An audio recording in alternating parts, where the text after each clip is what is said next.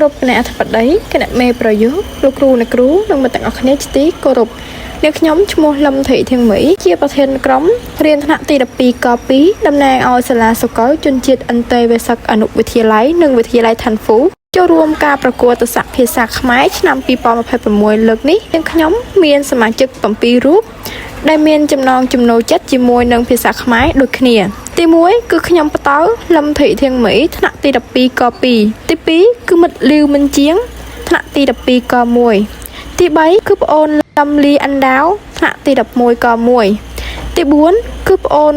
សើងហាងដៃថ្នាក់ទី10ក2ទី5គឺប្អូនចង្ងប់បៅធីថ្នាក់ទី10ក2ទី6គឺប្អូនលីធីកំទូថ្នាក់ទី10ក2ទី7គឺប្អូនថាត់ធីងុកមីទី10ក1ជាមួយនឹងប្រធានបទយុវជននិងបច្ចេកវិទ្យា Digital